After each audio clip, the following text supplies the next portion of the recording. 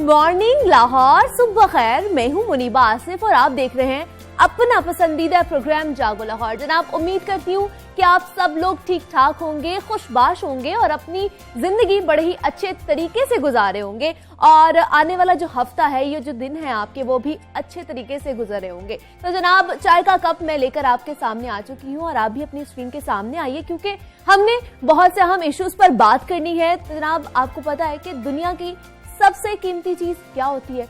मैं आपको बताती हूँ। दुनिया में सबसे कीमती चीज एहसास होती है और ये कीमती चीज हर किसी के पास नहीं होती। इंसानी माशरे में एहसास, प्यार और मोहब्बत की पहली सीढ़ी का नाम है। अशफाक अहमद की अगर बात की जाए तो वो कहते हैं कि फातिहा लोगों के मरने पे नहीं बल्कि एहसास के मरने पे पड़नी चाहिए, क्योंकि लोग मर जाएं तो सब्र आ जाता है, मगर अगर एहसास मर जाए तो मुआशरा मर जाता है। सारे रिश्ते बहुत ही प्यारे होते हैं, बहुत ही खूबसूरत होते हैं, लेकिन अगर एहसास के रिश्ते खूनी रिश्तों से भी ज्यादा मजबूत होते हैं। इसलिए दूसरों का एहसास करना सीखिए और दूसरों का ख्याल रखिए। इससे कुछ नहीं होता, आपकी जिंदगी अच्छे तरीके से गुजरेगी। आप अपना जो इंसानियत है, आपकी जो अखलाक है, आपका जो अंदर वाला इंसान है ना, वो बड़ा अच्छा रहेगा और आपके इर्द गिर्द का माहौल भी उस वजह से अच्छा रहेगा। आपको लोग अच्छे तरीके से पहचान सकेंगे, आप खुद की शख्सियत को पहचान सकेंगे कि आप क्या करने जा रहे हैं और क्या आप कर सकते हैं। जनाब, अपने आसपास के लोगों के साथ एहसास करें। हमारे यहाँ पे मैंने देखा है कि एहसास मर चुका है। बहुत कम लोग हैं, बहुत कम रेशो रह गई है लोगों की जिनमें एहसास अभी तक जिंदा है। और लेकिन हम लोगों ने इसलिए आपके सामने मौजूद है यहाँ पर कि हम आप लोगों को बता सकें कि आपके आसपास बहुत से ऐसे लोग हैं जिनको हमने ये एहसास दिलाना है कि उनके अंदर वाला जो एहसास है, जो मर चुके हैं, उसको हमने जगाना है। हम और क्या करने आते हैं यहाँ पे? आपसे बातें करने आते हैं इश्यूज पर, मामले पर, जो अहम इश्यूज है उन तक, उसके जो सोल्यूशन है वो आप तक पहुंचाने आते हैं, ताकि आप वो मसाइल जो है घर बैठे अच्छे तरीके से हल कर सके। टॉपिक की जानिब बढ़ना है, वो है कोरोना वायरस। आपको पता है कि एक ये ऐसा मौजू है जिस पर हम रोजाना की बुनियाद पर बात करते हैं। बात भी क्यों ना करें, जाहिर है ये हमारी और हमारे अपनों की जिंदगी का एक सवाल है। इस वक्त भी मुल्क में कोरोना के मुस्बत केसेस आने का तनासुब 4.9% है, जिसको 0% पर लाना हमारा मकसद बन चुका है। अच्छी खबर यह है कि हुकूमत पाकिस्तान ने 2 कोरोना वैक्सीन के इस्तेमाल की मंजूरी दे दी है। 16 जनवरी को बरतानिया की ऑक्सफोर्ड यूनिवर्सिटी की वैक्सीन की मंजूरी दी गई है, जबकि अगर चीनी वैक्सीन की बात की जाए तो उसके इस्तेमाल की मंजूरी 18 जनवरी को दी गई थी। कल भी इस हवाले से मैंने आपको बताया था कि वैक्सीन की मंजूरी दे दी गई है, लेकिन आज हम इस टॉपिक पर बाकायदा डिस्कशन करेंगे और बात करेंगे कि ये किस तरह आगे इस्तेमाल में लाई जाएगी। लेकिन नाजरीन के जहनों में इस हवाले से बहुत से सवालात और खदशात भी पैदा हो रहे हैं कि जिनका जवाब लेने के लिए हमने अपने प्रोग्राम में कोरोना एडवाइजरी ग्रुप की मेंबर डॉक्टर सोमिया इक्तदार को इनवाइट किया है, जो प्रोफेसर ऑफ मेडिसिन है। डॉक्टर सोमिया, मैं आपको खुश आमदीद कहती हूँ जागो लाहौर में। कैसी हैं आप? बिल्कुल ठीक, आप कैसी हैं? Looking very pretty. Thank you so much. Doctor Somia, ये तो आपको पता है कि कोरोना जो है एक बहुत ज्यादा ऐसा मौजू बन गया जिसमें बात करना ही करना है, हमने इसको निगलेक्ट नहीं कर सकते। तो मुझे बताइए, अभी आप क्या देख रही हैं कि कोरोना के क्या हालात हैं, क्या ये अंडर कंट्रोल है? देखिए मुनीबा, कि अगर आप कोरोना की बात करें, जैसे आपने कहा कि ये एक ऐसा टॉपिक बन गया जिस पे हम रोज ही बात करते हैं, और रोज बात क्यों ना करें, बिकॉज शुरू में आपने कहा कि ये हमारे अपनों और हमारे प्यारों की जिंदगी का सवाल है। कोरोना के केसेस अगर आप पाकिस्तान में बात करें तो पिछले दिनों के मुकाबले में थोड़े से कम हुए हैं, लेकिन अगर आप वर्ल्ड ओवर बात करें तो स्टेटिस्टिक्स अभी भी बहुत हाई है। ठीक है। और स्पेशली हमारी जो वेस्टर्न कंट्रीज हैं, जिसमें यूएसए, यूके और ब्राजील है, इसमें बहुत ज्यादा केसेस रिपोर्ट हो रहे हैं। And yesterday it was such an unfortunate day कि यूके में 1800 से भी ज्यादा deaths in a single day हुई हैं ड्यू टू कोविड-19। सो अभी भी हम जिसे कहते हैं कि खतरे से बाहर नहीं आए हैं और खतरा हमारे सर पर मंडला रहा है, और एवरी डे केसेस भी रिपोर्ट हो रहे हैं और इसकी वजह से बहुत सी कीमती जानें भी जाया हो रही हैं। तो आप क्या कहती हैं, मतलब जो पहली वेव थी और अब जो हम दूसरी वेव से लड़ रहे हैं, तो ये दोनों में कितना डिफरेंस है? क्या दोनों क्या है, अगर डिफरेंशिएट किया जाए तो इनमें क्या डिफरेंस आप बताएंगी? लेकिन डिफरेंस एज सच तो कोई नहीं है, क्योंकि बीमारी की अलामात भी वही हैं। जिन लोगों को ये इफेक्ट करती है, जो एज ग्रुप है, वो भी मोर और लेस वही है। अब जो एक नई बात हो रही है वो डिफरेंट स्ट्रेन्स की बात जरूर हो रही है। आपको पता है कि यूके में और साउथ अफ्रीका में 2 डिफरेंट वेरिएंट्स देखे गए। ठीक है। जो वायरसेस होते हैं, जो कि कोरोना भी एक वायरस है, इसका ये एक नेचुरल फिनोमेना है कि इसमें छोटी छोटी चेंजेस होती रही हैं इसके जेनेटिक मटेरियल में। ये जब भी एक शख्स से दूसरे शख्स में ट्रांसफर होता है और फिर आगे फैलता है, तो जैसे जैसे ये मूव करता है, इसमें ड्रिफ्ट और शिफ्ट का मैकेनिज्म होता है, जिसकी वजह से जो इसका जेनेटिक मटेरियल है वो थोड़ा थोड़ा चेंज होता रहता है। अब ये चेंज कभी कभी इतनी सिग्निफिकेंट होती है कि ये एक नया वेरिएंट बना देती है, जिसकी कुछ नई प्रॉपर्टीज होती है। सो जो यूके और साउथ अफ्रीका और अब ब्राजील में एक वेरिएंट देखा गया, इसमें ये देखा गया कि इसमें ऐसी चेंज आई जिसकी वजह से इसकी ट्रांसमिशन या एक से दूसरे को लगने की सलाहियत जो है वो पहले वेरिएंट के मुकाबले में ज्यादा हो गई। इसीलिए एकदम आपने देखा कि नंबर ऑफ केसेस भी बढ़ना शुरू हो गए और फिर लोगों में खौफ हरास की लहर फैल गई और फिर से वही वाली सिचुएशन। और आपने देखा बहुत जो हमने पहले लॉकडाउन वाली स्ट्रेटजीज अपनाई थी वो दोबारा से अपनाना पड़ी, क्योंकि डिजीज तेजी से फैल रही थी। सो आई थिंक अल्लाह का शुक्र है कि अभी पाकिस्तान में और पंजाब और लाहौर में तो कोई इस वेरिएंट के केसेस फिलहाल रिपोर्टेड नहीं है। लेकिन you know that world is a global village. लोग ट्रैवल करते हैं और ट्रैवलिंग के साथ जैसे जैसे लोग मोबाइल हैं, ये वायरस भी मोबाइल हो जाता है और अगर ये यहाँ पहुंच गया तो फिर इसके भी बढ़ने के चांसेस हो सकते हैं। डॉक्टर सोमिया, ऐसे हम आप जैसे थर्ड वेरिएंट की बात कर रही हैं कि बरतानिया में ये है और हमने देखा है कि बहुत ज्यादा स्वेयर भी वहां पर हुआ है और केसेस भी बहुत ज्यादा रिपोर्ट हुए हैं। तो पाकिस्तान में भी आपको पता है कि इसकी खबरें भी गर्दिश कर रही हैं कि पाकिस्तान में ये पहुंच चुका है। लाहौर में कोई केसेस निकले? नहीं जी, पंजाब और लाहौर में भी क्योंकि वेरिएंट के या साउथ अफ्रीकन वेरिएंट के कोई भी केसेस रिपोर्टेड नहीं है। कराची में उन्होंने अनाउंस किया था कि 3 केसेस आए हैं, लेकिन अभी लाहौर और पंजाब में इसका कोई भी केस रिपोर्टेड नहीं है। ठीक है जनाब, हमारे साथ मौजूद हैं यास्मीन राशिद साहिबा हैं, सूबाई वज़ीर सेहत हैं। मैं खुशामदीद कहती हूँ डॉक्टर साहिबा आपको। मुझे ही बताइएगा, हमने मंजूरी दे दी है हुकूमत ने वैक्सीन की चाइना से और बरतानिया से मंगवाने की, तो ये कब तक आ जाएंगी?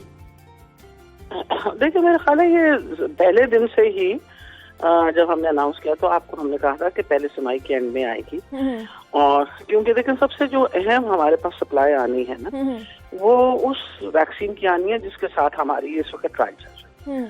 कॉन्साइन के साथ, फार्मा के साथ हमारी चल रही है और it will be completed by the end of this month, मुकम्मल हो जाएगी।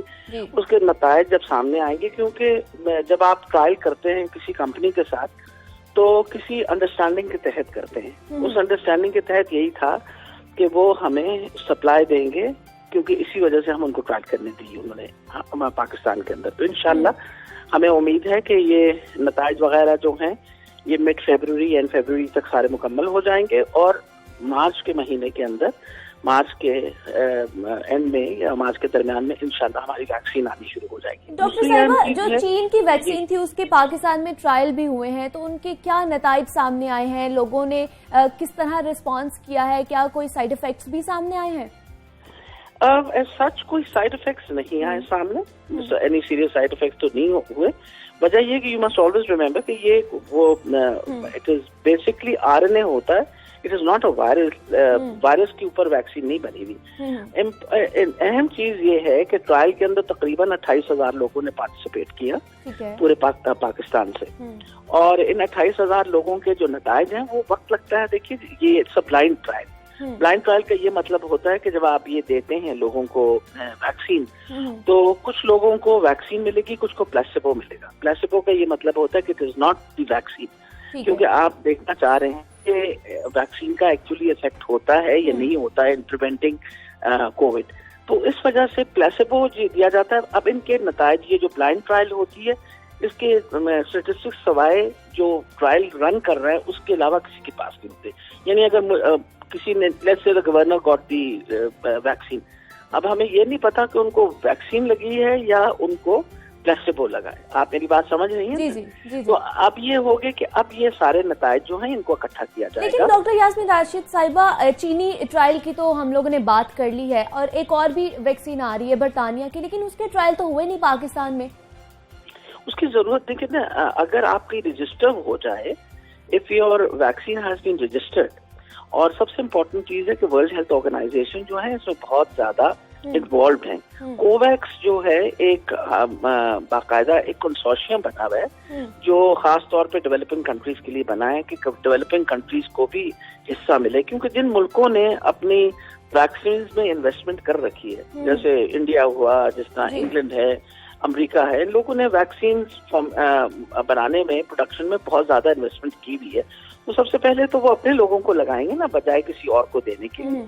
अब हमने तो आज तक कभी इससे पहले आपको पता वैक्सीन में इन्वेस्टमेंट नहीं की थी। अब अल्हम्दुलिल्लाह आपको पता पहले हम रेबीज की वैक्सीन भी इंडिया से लेके आया करते थे, अब रेबीज वैक्सीन जो है वो शुरू हो गई है पाकिस्तान में। हमने अपनी वैक्सीनेशन पे काम करना शुरू किया, पहले तो आज तक पहले किसी ने इस पर तरफ ध्यान ही नहीं दिया था, बट नाउ इंशाल्लाह काम भी हम करेंगे। दूसरी इंपॉर्टेंट चीज है, जब रजिस्टर हो जाते हैं तो फिर इनको इंपोर्ट करने की परमिशन मिल जाती है या इनको खरीदने की परमिशन मिल जाती है। तो डॉक्टर साहिबा, अगर ये देखा जाए बरतानिया से ही वो वैक्सीन आ रही है और आपको पता है कि बरतानिया में नया जो 3rd वेरिएंट है वो भी वहां पर अच्छा खासा फैल चुका है, तो अगर वो पाकिस्तान में खुदा ना खास्ता आ जाता है तो क्या हम रेडी हैं उससे भी मुकाबला करने के लिए, और क्या ये वैक्सीन उसके लिए भी मौसर साबित हो सकती है? देखिए, मेरा ख्याल है जो है ना वेरिएंट, उसके अभी तक जो इस वक्त साइंटिफिक पेपर सामने आए हैं उसमें कोई ऐसा एडवर्स इफेक्ट नहीं, मतलब ये कि कोई कहे कि जी बहुत ज्यादा डिफरेंट किस्म का उसका रिस्पांस है किसी इंसान का to that vaccine. It doesn't seem to be very different, मतलब एक वेरिएशन है जरूर कोविड की, और उस वेरिएंट के मुताबिक उसका ये है कहना है कि इन्फेक्टिविटी जरा ज्यादा है। इन्फेक्टिविटी तो वैसे भी इसकी बहुत ज्यादा है, आपको पता है, ये तो हमें पता है कि, तो उसकी ये वो कहते हैं कि उसकी इन्फेक्टिविटी कंपैरेटिवली जरा ज्यादा है। That is one of the main things in it. और इसके अलावा अभी देखें ना, हम जो दो चीजें आप समझने की कोशिश, एक तो हमारी कोवैक्स के साथ वर्ल्ड हेल्थ ऑर्गेनाइजेशन के साथ एक कमिटमेंट है, इट्स अ रिटन एग्रीमेंट कि उन्होंने हमें 20% हमारी पॉपुलेशन को they are going to ensure कि हमें वैक्सीन मिले for our most vulnerable part of the population, जो कि तकरीबन 4.5 करोड़ की आबादी को वो इन द फर्स्ट को मिलेगी, जिसके अंदर हमने अपने फ्रंट लाइन वर्कर्स और उसके अंदर हेल्थ वर्कर्स और इसके अलावा वो लोग जिनकी 60 और 65 साल से उम्र ज्यादा है, सबसे पहले, क्योंकि ये सबसे ज्यादा वल्नरेबल होंगे, इनको कोल्ड चेन हमारी जहां इनको स्टोर करना वैक्सीन सब कुछ हमने तैयार कर लिया है, लोगों की ट्रेनिंग मुकम्मल हो चुकी है। 189 सेंटर्स हमने पंजाब के अंदर बाकायदा, वो कहते हैं ना रेफ्रिजरेटेड आइस लाइन रेफ्रिजरेटर्स जो हैं वो बाकायदा तैयार हैं, उनके कमरे हमने तैयार कर दिए हैं, ट्रेनिंग मुकम्मल हो चुकी है। The minute we get the vaccine इंशाल्लाह, जैसे कि हमने कहा है कि पहली समाई के एंड के करीब हमारी आ जाएगी वैक्सीन, तो हम लोगों को वैक्सीन देना शुरू कर देंगे। बहुत शुक्रिया डॉक्टर यास्मीन राशिद साहिबा हमारे साथ मौजूद थी, सूबाई वज़ीर सेहत थी और हमें बता रही थी कि जल्दी ही चीन की और जो बरतानिया की वैक्सीन है वो पाकिस्तान पहुंच जाएगी और उससे बहुत फ़ायदा होगा। हमने बहुत सी और बातें करनी है, बहुत से अहम इश्यूज़ पर बातें करनी है, लेकिन इस छोटे से ब्रेक के बाद।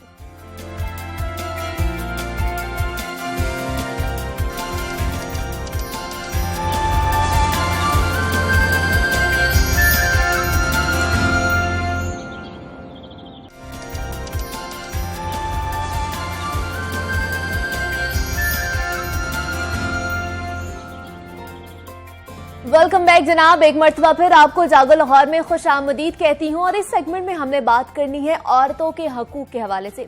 खवातीन मुआशरे का एक अहम हिस्सा समझा जाता है।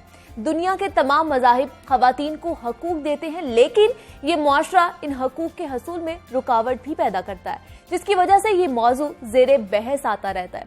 पाकिस्तान की अगर बात की जाए तो पाकिस्तान में गुज़श्ता कुछ सालों के दौरान खवातीन के हकूक के हवाले से बहुत से कवानीन बनाए गए हैं, जिनमें से जायदाद में विरासत के कवानीन भी शामिल हैं। लेकिन ये कवानीन कुछ हलकों की जानिब से तनकीद की जद में भी थे, जिसकी एक अहम वजह ऐसे मुकदमात के फैसले करने का कोई टाइम फ्रेम ना होना भी था, जिसकी वजह से खवातीन को अपना हिस्सा लेने के लिए कई बरस तक इंतजार करना पड़ता है। लेकिन अब सेनेट में इन कवानीन में कुछ तरमीम की गई हैं, जिनके बाद ऐसे मुकदमात का फैसला 60 दिन के अंदर अंदर किया जा सकेगा। इस तरमीम के बाद और क्या क्या तब्दीलियां लाई जाएंगी, पाकिस्तान में खवातीन के हकूक के हवाले से कौन कौन से कवानीन मौजूद हैं, इस पर बात करेंगे। हमारे साथ मौजूद हैं अफीफा अहमद राजपूत हैं जो माहिर कानून हैं। अफीफा, आपको खुश आमदीद कहती हूँ मैं जागो लाहौर में। कैसी हैं आप? अस्सलाम वालेकुम। वालेकुम अस्सलाम। और बंडल ऑफ थैंक्स के आपने मुझे यहाँ पे इनवाइट किया और मुझे खवातीन के हकूक के बारे में बोलने का मौका फरहम किया। बहुत शुक्रिया। और आपने बहुत अच्छा ये टॉपिक चूज किया है और मैं समझती हूँ कि ये लाहौर न्यूज ने बहुत अच्छा टॉपिक चूज किया है। तो बस आज हमने इसी पे बात करनी है कि औरतों के हकूक क्या हैं। लेकिन मुझे पहले ये बताइए, जो सेनेट में बिल पास हुआ है इसकी हमें जरूरत ही क्यों पड़ी? क्या ख्याल है आपका? आई थॉट इस मीन के बिल की जरूरत इस वजह से पड़ी सेनेट में कि वजारत कानून अपना जो इसकी जो कायमा कमेटी थी, जी कायमा कमेटी के जो थे वजारत कानून के, उन्होंने ये बिल पास किया और इसलिए पास किया कि औरत को जायदाद में उनकी जो विरासत से महरूम रखा गया, उनको उनके जो राइट्स हैं वो नहीं दिए गए, फंडामेंटल राइट्स भी नहीं दिए गए। सो that's why this is bad act. देखो, औरत जो है वो माशरे का एक अहम सतून है। औरत से ही सब कुछ होता है। ये सब पूरा जो माशरा है औरत की खूबसूरती से चल रहा है, तो हम उसको इतने प्यारे राइट से क्यों उसको हम डिप्राइव करते हैं? ये राइट उनको देना चाहिए। जब ये बिल पास होता है तो उसके आफ्टर डैट सेनेट में तो मोहतसिब साहब ने 60 दिन का टाइम ड्यूरेशन भी दिया कि जी ये डिस्प्यूट जो है मैटर ऑफ लैंड ये बहुत ज्यादा इंक्रीज होते जाते हैं। ये टाइम फ्रेम नहीं था पहले इसका कोई कि कब ये मुकदमात निपटा दिए जाएंगे, कब इसका रिजल्ट आएगा। अब उन्होंने 60 दिन के अंदर अंदर करने का फैसला कर लिया है। इसमें ये भी बात थी शिक थी कि मोहतसिब साहब अगर पाबंद होंगे कि 60 दिन के अंदर फैसला करें, अगर वो नहीं कर सकते सो दैट्स व्हाई ये रेफर हो सकता है किसी भी स्पेशल कोर्ट में। कोर्ट में जब वो जाएगा then we will be achieve our goals, our matters, property of dispute. So वहाँ पे चला जाएगा अदालत में, फिर वहाँ पे भी जज भी पाबंद होगा इस चीज का कि वो 60 दिन के अंदर अंदर फैसले का सॉर्ट आउट कराए, उसका डिग्री या ऑर्डर सारा पास करे। तो अफीफा, क्या लगता है आपको, हमारे अगर पाकिस्तान की बात की जाए या मुआशरे की बात की जाए तो क्यों नहीं हकूक दिए जाते औरत को? औरत को इसलिए राइट नहीं दिए जाते कि पाकिस्तान में मशरिकी हमारी खवातीन हैं जो शायद भी फील करती हैं अपने भाइयों से हिस्सा नहीं लेना चाहती हैं प्यार में, भाइयों से इतना प्यार करती हैं वो बहुत ज्यादा। तो फिर भाई कुछ चीजें ये भी देखी गई हैं माशरे में कि भाई ये कहते हैं या मेके रख लो, बिल्कुल, या फिर आप जायदाद रख लो। हालांकि कुरान और हदीस की रोशनी में हम देखते हैं तो भाइयों को 2 हिस्से हैं, ये पूरी प्रॉपर्टी ही उनके नाम होती है और फिर वो एक हिस्से के ऊपर भी नजर रखते हैं।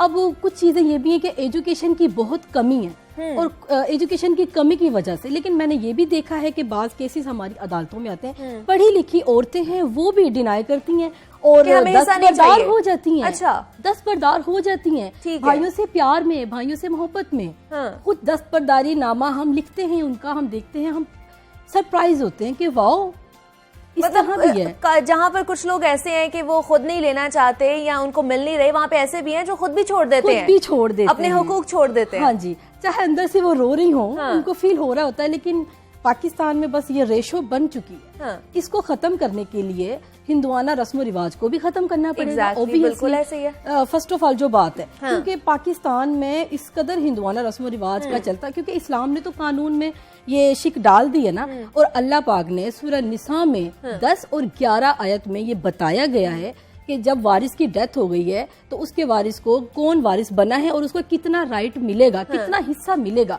बेटी का 1/2, बेवा का 1/8। इस्लाम ने तो इस कदर खूबसूरत अंदाज में हमें हिस्से दे दिए हैं। आगे दुनिया में ये माल की हवस है, इस्लाम ने तो बता दिया है, लेकिन हम लोग तो नहीं देते ना। हम लोग औरतों के हकूक हम मार जाते हैं। अगर देखा जाए तो हम खुद भी छोड़ देते हैं, जैसे आप बता रही थी बहुत सी औरतें आती हैं वो खुद भी छोड़ देती हैं कि अच्छा प्यार में छोड़ दिया। लेकिन क्या हम लोगों को ये चेंज नहीं करना चाहिए, ये रवैया अपना?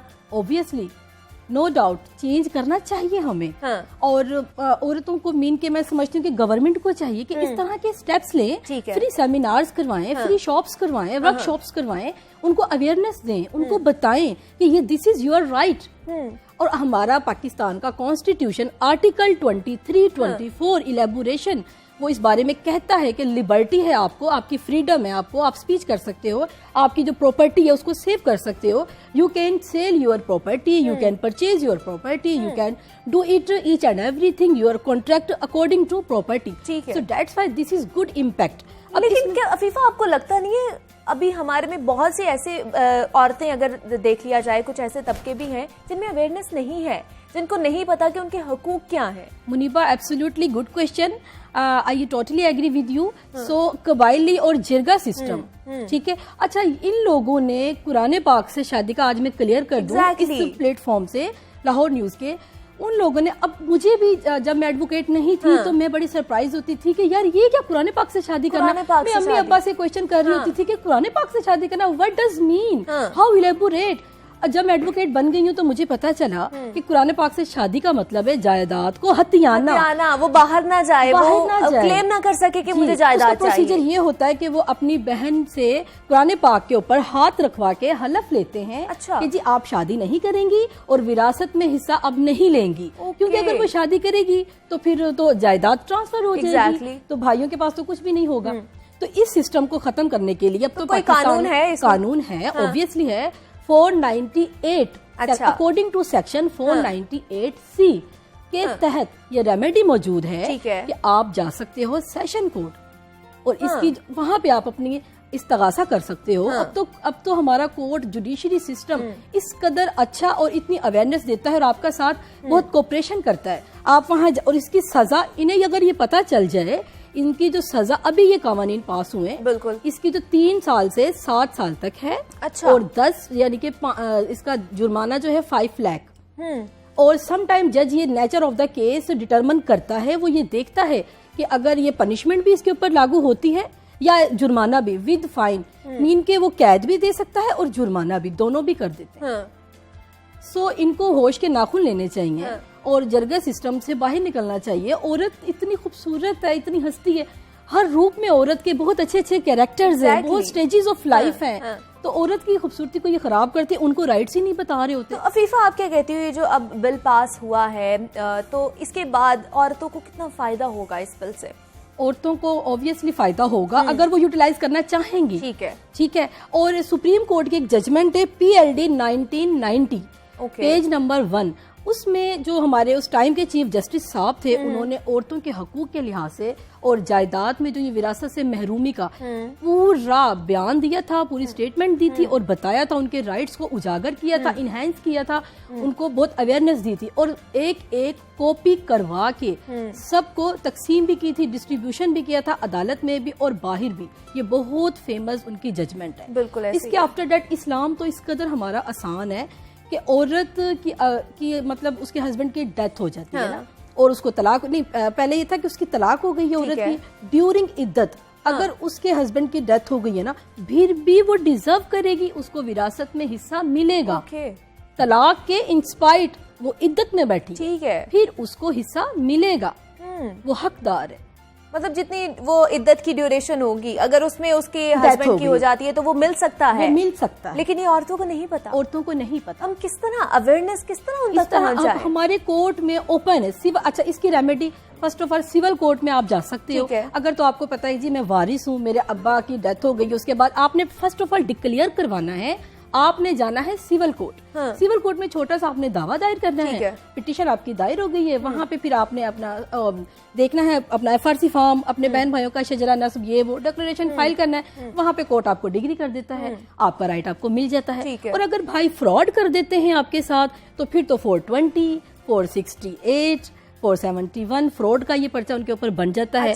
उसके आफ्टर डेट सेशन कोर्ट आपको जस्टिस और हार्ड एंड फास्ट रूल देता है कि आपने सेशन कोर्ट जाना है। 498A अकॉर्डिंग टू सेक्शन, इस सेक्शन के तहत आपने सेशन कोर्ट जाना है, इस्तगासा दायर कर देना है और वहाँ पे औरत अपना राइट ले सकती है। और हमारे एडवोकेट इस कदर आपके साथ ताउन करेंगे, जो फीमेल्स हमारी आएंगी बहुत ताउन करेंगी। तो आपके पास किस तरह के केसेस आते हैं फीफा? आप एडवोकेट हैं, तो क्या औरतें क्या कहती हैं कि हमें जायदाद नहीं मिली, क्यों नहीं मिलती उनको?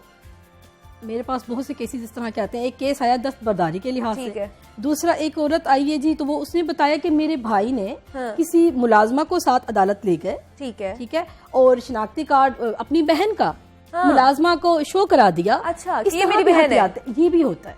इस तरह भी हथियाते हैं।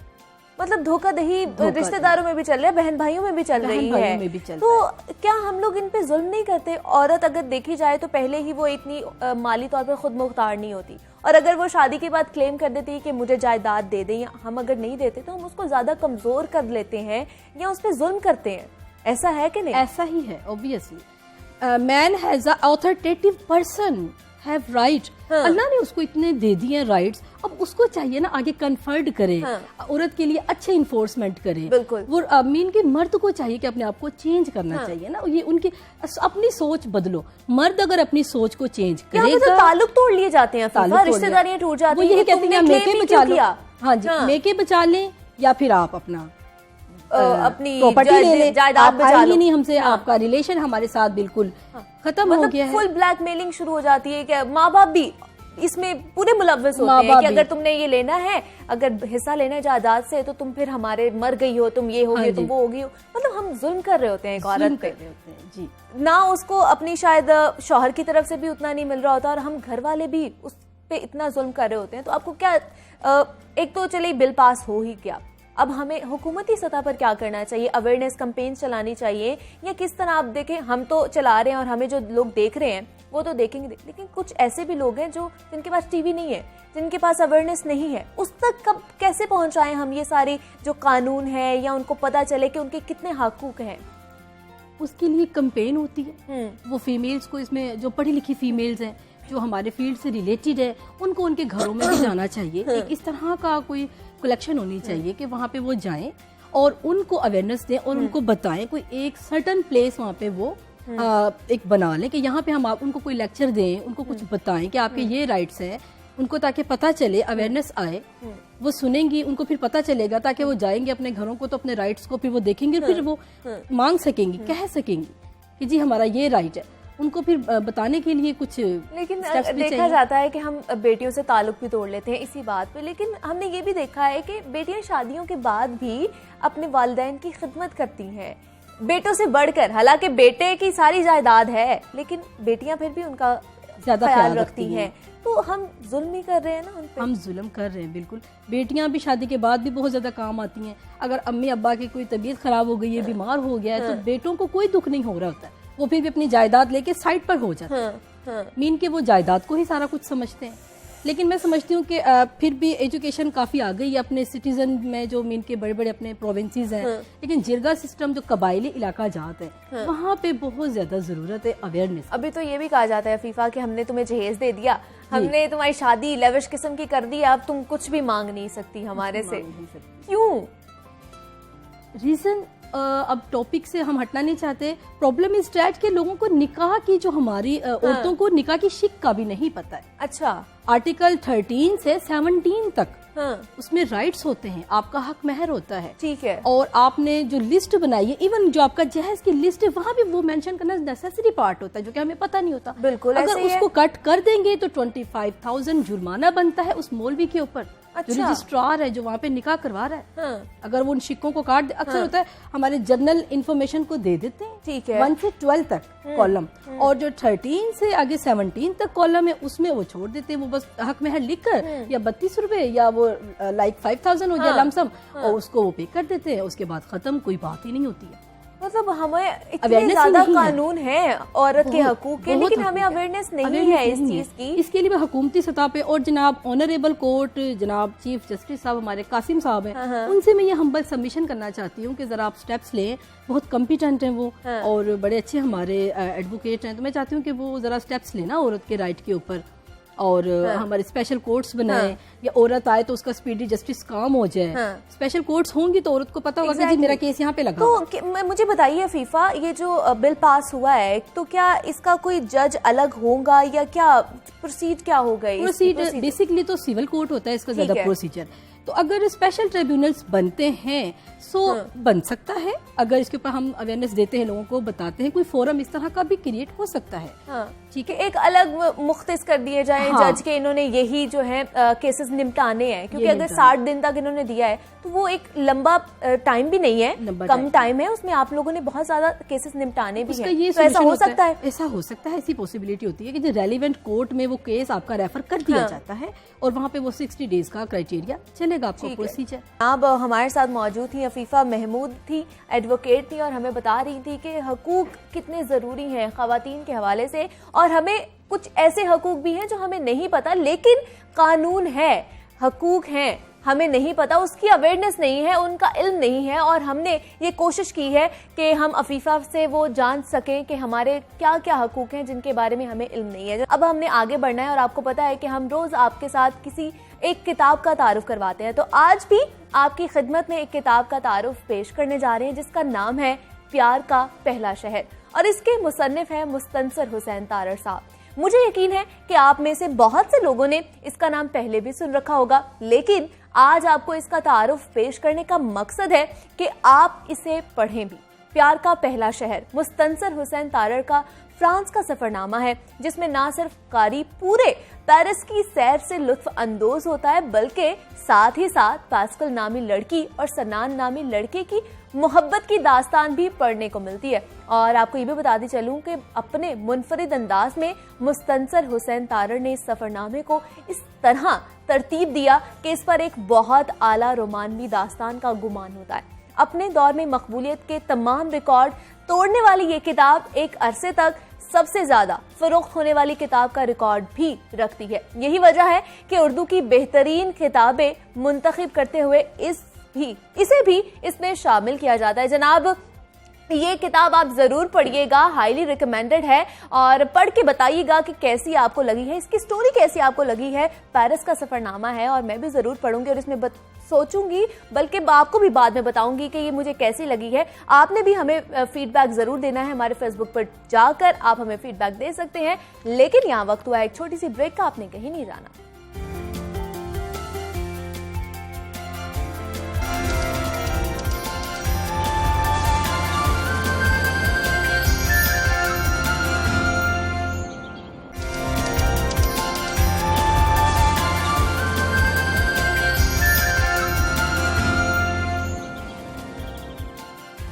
वेलकम बैक जनाब, खुश आमदीद। कैसे आप लोग? ठीक ठाक ही हैं, आई नो। तो जनाब, अब हमने जिस सेगमेंट में बात करनी है वो करनी है फैशन के हवाले से कि सर्दियां हैं और आपको पता है कि सर्दी में हर गुजरते दिन के साथ बेपनाह इजाफा भी हो रहा है। और सर्दी का मौसम अपने साथ सिर्फ मौसम की तब्दीली नहीं लाता, बल्कि हमारा पूरा लाइफस्टाइल ही टोटली चेंज कर देता है। हमारे खाने पीने के अंदाज हो, ये तरीकाकार हो, हमारे कपड़े पहनने के अंदाज हो, या फिर हमारा फैशन, हर चीज ही बदल जाती है। मुझे तो ये मौसम बहुत ज्यादा पसंद है, क्योंकि इस मौसम में आपके पास पहनने को और फैशन के लिए बहुत ज्यादा वैरायटी होती है। वैसे तो दूसरे मौसम भी मुझे पसंद है, लेकिन आप देखिए हमारे पास सर्दी में बहुत कुछ पहनने के लिए होता है, बहुत मजे मजे के ट्रेंड्स होते हैं, और उसके हवाले से भी अभी बात करेंगे। लेकिन आगे मैं बढ़ूँ और आपको बताऊं, लेकिन कब क्या पहनना है, क्या अच्छा लगे, इसका नॉलेज होना बहुत जरूरी है, क्योंकि मौके की मुनासबत से रंगों और लिबास का इंतखाब एक अहम फैसला है। वैसे भी नया साल शुरू हो चुका है और हर साल के शुरू में नया फैशन ट्रेंड भी सेट किया जाता है। तो आज हम इस शो में जानने की कोशिश करेंगे कि लिबास और रंगों का इंतखाब कितना जरूरी है और कैसे किया जाए, किस मौके पर क्या पहनना चाहिए, कौन से फैशन इन है और कौन से फैशन आउट हो चुके हैं। ये जानते हैं मरियम हमजा हैं, जो फैशन डिजाइनर है। मैं मरियम आपको खुश आमदीद कहती हूँ जागो लाहौर में। कैसी हैं आप? मैं बिल्कुल ठीक हूँ, आप कैसी हैं? मैं भी ठीक ठाक हूँ। मरियम, नया साल शुरू हो चुका है और नए ट्रेंड्स भी आ चुके होंगे, तो हमें बताइए कि सर्दी शुरू हो गई है तो हम कौन कौन से ट्रेंड्स आ चुके हैं मार्केट में?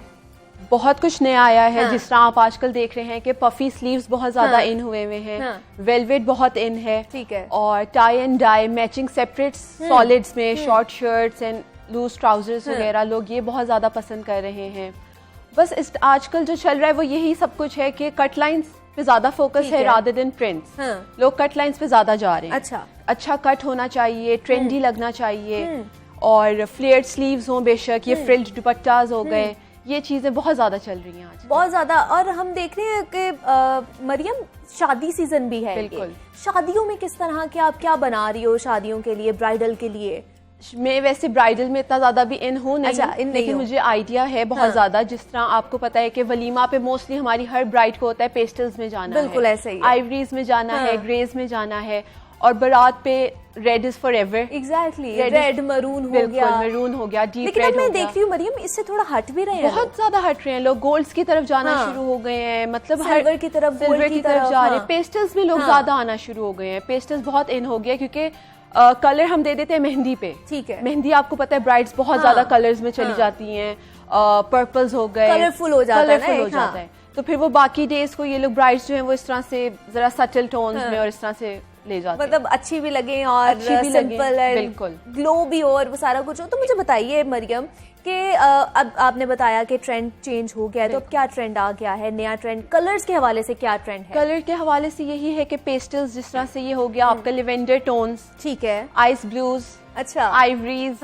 और ये वाले कलर्स लोग बहुत ज्यादा पसंद करते हैं। लेकिन डे टाइम के कलर्स आपको पता है वो हमेशा सेपरेट होते हैं, नाइट और डे के अलग अलग होते हैं, कलर्स डिफरेंट होते हैं। अब डार्क कलर्स भी बहुत प्रेफर करते हैं लोग, जिस तरह अगर आप वेलवेट में कुछ पसंद कर रहे हैं, क्योंकि वेलवेट आपको पता है एक मेन फैब्रिक है फॉर विंटर्स, तो वो अच्छा ही तब लगता है जब उसमें ब्राइट कलर्स हो। एग्जैक्टली। तो ये क्या सिर्फ हम वेलवेट में ही ब्राइट कलर्स पहन सकते हैं या दूसरे फैब्रिक में भी पहन सकते हैं? हर फैब्रिक में आप पहन सकते हैं। जिस तरह अगर आप देखें कि रॉ सिल्क, रॉ सिल्क बहुत अच्छा एक फैब्रिक है। Exactly. और मैं भी अपनी नई कलेक्शन निकालने लगी हूँ जिसमें हम देंगे ग्रेडियंट्स, कलर वेरिएशन आएगी, तो वो रॉ सिल्क पे बहुत अच्छी लगती है। डार्क से हम लाइट की तरफ जा रहे होंगे, तो रॉ सिल्क भी एक बहुत अच्छा फैब्रिक है। लेकिन पहले देखा जाता था कि आपका पजामा और शर्ट और दुपट्टा और कलरफुल होता था, तीनों चीजें जो, लेकिन अब मेरे ख्याल से सेम हो गया। आप देखें ना, मैचिंग सेपरेट, इवन जो ब्रांड्स हैं जो पहले प्रिंट्स देते थे, उन्होंने भी अब एक अपनी सेपरेट कलेक्शन निकाल ली हुई है जिसमें वो मैचिंग सेपरेट्स दे रहे हैं। ठीक है।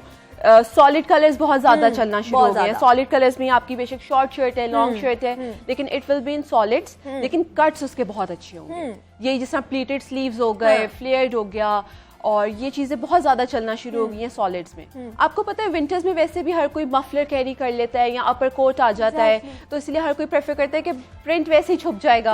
और अब मेरे ख्याल से ट्रेंड भी नहीं रहा, प्रिंट का बहुत कम हो गया है। मुझे लगता है कि अब इसीलिए जो डिफरेंट ब्रांड्स हैं वो भी हर कोई इसी की तरफ जा रहे हैं, सॉलिड्स की तरफ, सॉलिड्स जा रहे हैं, प्लेन कपड़े जा रहे हैं, और वो खूबसूरत लगते हैं। आप अच्छा सा लेसेस ऐड कर लें, कोई क्यूट बटन्स ऐड हो जाएं तो वो बहुत अच्छी लगती है। आपको लगता नहीं ये सारा जो ट्रेंड है जो पहले हमारी अम्मियों की जमाने का, exactly the sleeves and everything वापस आ गया? बिल्कुल, ये सब वही वापस आ रहा है। इवन अगर आप देखें शादियों में जो गोटा यूज हो रहा है, ये भी इसी जमाने का है। मतलब किरण लग रही है, गोटा लग रहा है, वो पांचों पे काम हो रहा है, नीचे हो रहा है। हम जब मैंने देखा है अपनी अम्मा का ना सूट एक, तो वो तीनों एक ही टोन के थे। तो मैंने कहा यार अम्मी ये आपने क्या पहना हुआ है, लेकिन अब जब वो पहन के देखें वो खूबसूरत लगता है। बिल्कुल, बहुत खूबसूरत लगता है।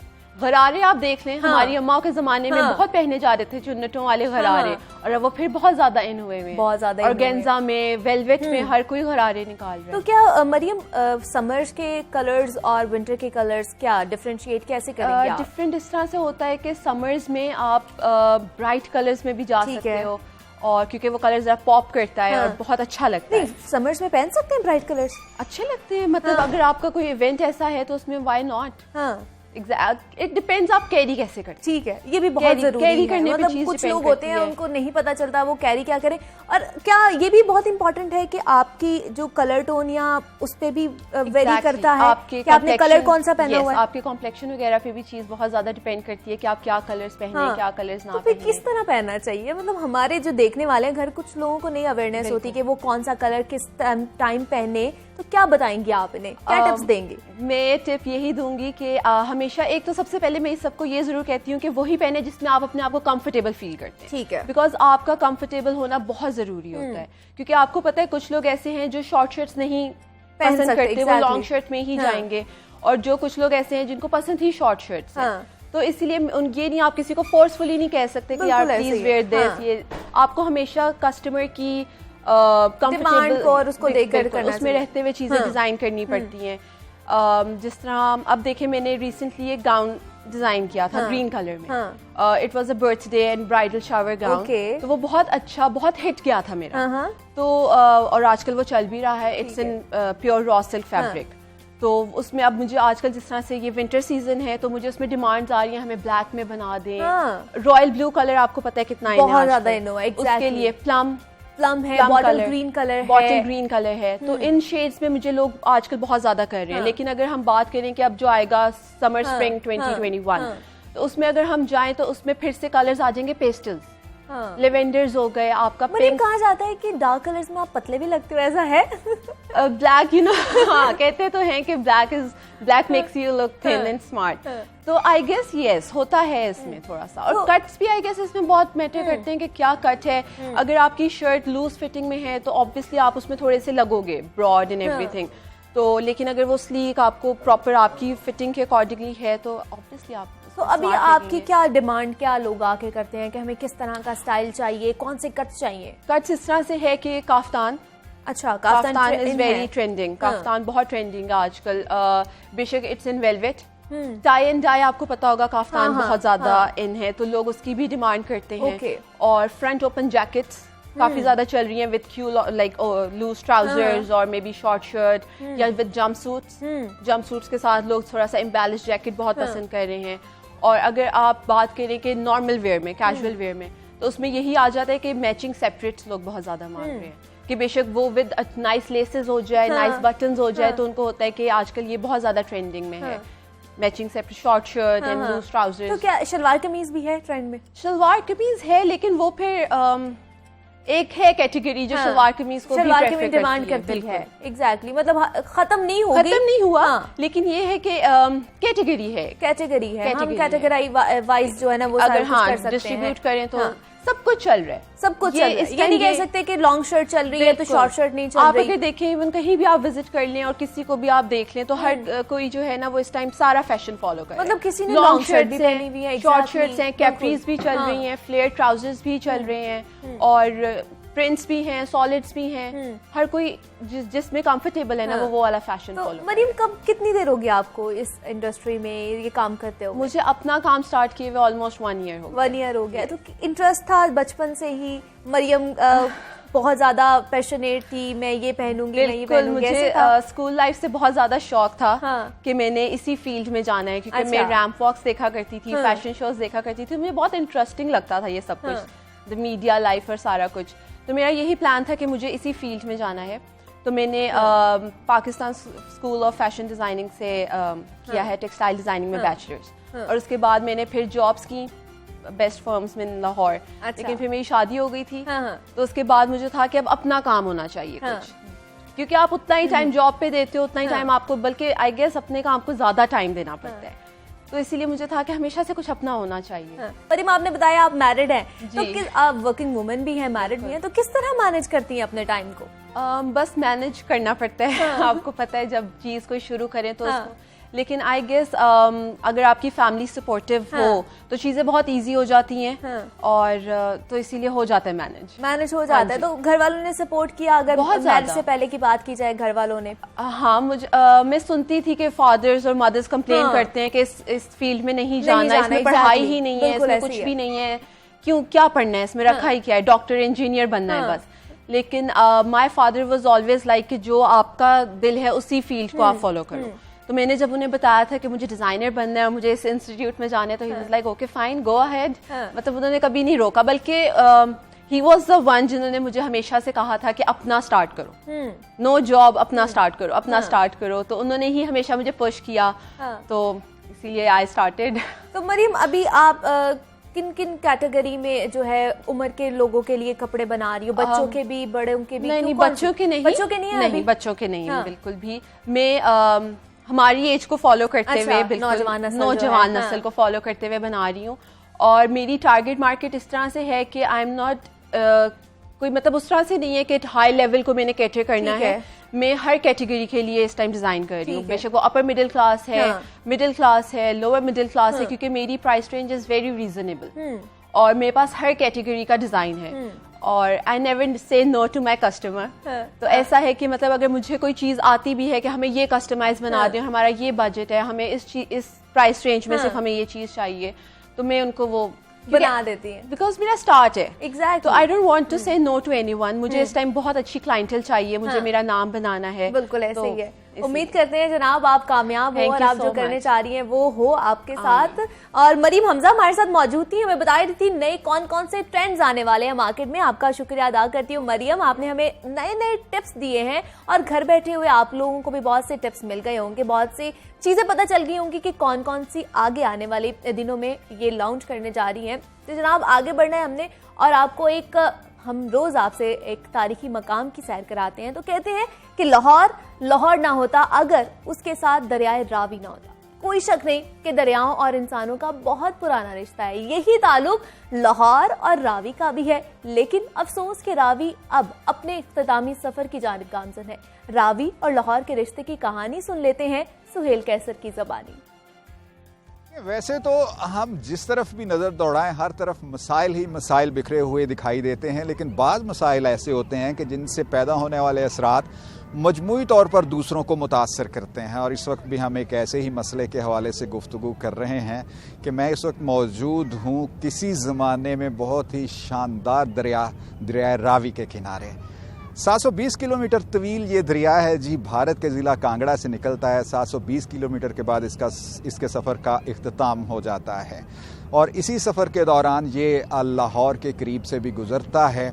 और किसी ज़माने में ये दरिया लाहौर में ज़ेर ज़मीन पानी के जो ज़खायर हैं उनको भरने में अहम तरीन किरदार अदा किया करता था, लेकिन आज हमारी अपनी ही कोताहियों की वजह से अब ये थोड़ा बहुत पानी यहाँ से ज़ेर ज़मीन पानी के ज़खायर में शामिल तो होता है, लेकिन उनमें बेहतरी पैदा नहीं करता बल्कि उनको आलूदा करता है। क्योंकि ये दरिया ख़ुद इस हद तक आलूदा हो चुका है कि जब हम यहाँ पर खड़े होकर आपसे बात कर रहे हैं तो यकीन जानिए ताफुन के मारे दिमाग फट रहा है। लेकिन ऑब्वियसली पेशावराना अमूर की अंजामदही जो है वो भी ज़रूरी होती है। बताता चलूँ फैसल से मैं कहता हूँ कि थोड़ा सा इसके पानी की तरफ थोड़ा सा कैमरा घुमाएं तो ये आप देखिए कि ये सारा पानी जो है सीवरेज का पानी है। उस सीवरेज का पानी जो तकरीबन 14 करोड़ गैलन के करीब लाहौर से खारिज होता है और फिर बगैर किसी ट्रीटमेंट के इस दरिया रावी में शामिल हो जाता है। तकरीबन 10 साल पहले एक मंसूबा शुरू करने का प्लान बनाया गया था वेस्ट वाटर ट्रीटमेंट प्लांट्स लगाने का कि लाहौर से जो सीवरेज का पानी निकलता है तो फिर उसको ट्रीट करने के बाद दरिया रावी में फेंका जाए। और आप देखिए कि 1 दिहाई गुजर चुकी है और ये अभी तक मंसूबा जो है ज़मीन पर दिखाई नहीं दिया। और जब भी हुकाम से बात की जाए तो यही सुनने में आता है जी कि बस दरिया रावी को हम नई ज़िंदगी बख्शने के लिए जा रहे हैं जी। बस अन करीब आप देखेंगे यहाँ पर आप मछलियाँ तैरती हुई देखेंगे, दूसरी आबी हयात देखेंगे वगैरह वगैरह वगैरह। वही कि मामला 10 साल हो गए हल होने में नहीं आ रहा, लेकिन बात जो है गा गी गे से आगे बढ़ ही नहीं पा रही। थोड़ी सी तफसील भी इस मंसूबे की मैं आपको बता देता हूं कि total 8 waste water treatment plants लगाए जाने हैं दरिया रावी पर, जिसके पहले मरहले में 5 ट्रीटमेंट प्लांट्स लगेंगे। कतार बंद है, निश्तर कॉलोनी है, बाबू साबू है, महमूद बूटी है। और हुकाम ये कहते हैं जी कि हमने तो फिजिबिलिटी रिपोर्ट बनाकर गवर्नमेंट को भेज दी है, अब आगे गवर्नमेंट का काम है।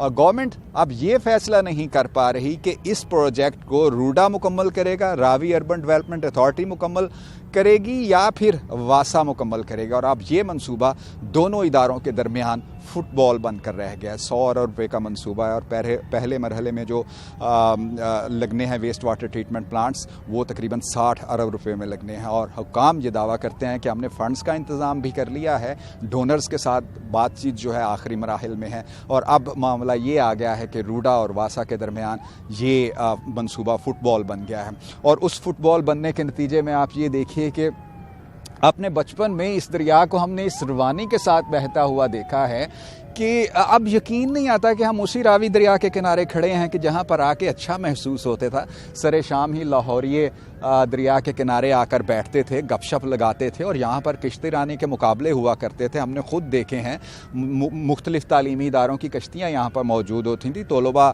यहाँ पर प्रैक्टिस किया करते थे कश्ती रानी कश्ती चलाने की वगैरह वगैरह, और बहुत सी दीगर मसरूफियात होती। अभी देखिए कुछ आपको विजिटर्स दिखाई दे रहे होंगे। हमसे थोड़ा सा दूर हैं, वरना हम उनसे ज़रूर बात करते कि वो दरिया रावी की सैर तो करने आए हैं, लेकिन यहाँ पर जो सैर करने आए हैं उस सैर के बाद या उस सैर के नतीजे में तासुर क्या लेकर जाएंगे। ये रावी देखने के लिए वो आए थे कि जो कभी लाहौर में ज़ेर ज़मीन पानी के ज़खायर को नई ज़िंदगी बख्शा करता था, अब ये खुद यूँ समझिए कि एक मुर्दा दरिया हो चुका है। आबी हयात नाम की कोई चीज़ इस दरिया में मौजूद नहीं है। और जब दरिया पार करके हम कश्ती पर बैठकर कामरान की बारादरी में जाते हैं तो किसी दिन हम आपको कामरान की बारादरी का भी विज़िट कराएंगे। इतनी गंदगी उस बारादरी के अंदर फैली हुई आपको दिखाई देगी और कि देखने वाले को खुद अफसोस होने लगता है कि हम अपने तारीख़ के जो मॉन्यूमेंट्स हैं, जो तारीख़ के आसार हैं, हम उनके साथ ये सलूक कर रहे हैं कि हमने हर तरफ गंदगी ही गंदगी फैला रखी है। ये इस वक्त दरिया रावी की सूरत हाल है जी, जिसको बेहतर बनाने के लिए 10 सालों से दावे किए जा रहे हैं जी। बस आज वेस्ट वाटर ट्रीटमेंट प्लांट लगेंगे तो दरिया रावी चमक उठेगा। आज ये मंसूबा शुरू हो जाएगा तो दरिया रावी में आबे हयात आपको हर तरफ दिखाई देगी। लेकिन लगता ये है कि 10 साल पहले गुजर गए हैं और अगर यही सूरत हाल रही तो मज़ीद 10 साल भी इसी तरह गुजर जाएंगे और दरिया रावी का मातम ही हम करते रहेंगे। जी जनाब, देखा है आपने लाहौर और रावी का किस तरह का रिश्ता था और सुहेल कैसे ने बड़े अच्छे तरीके से उसको हमें बताया। लेकिन बात तो सच है मगर है रुसवाई की। यहाँ हमारा और आपका वक्त खत्म हुआ है। हमारे लिए दुआएं जरूर कीजिएगा और अपना ख्याल रखिएगा। अल्लाह हाफिज।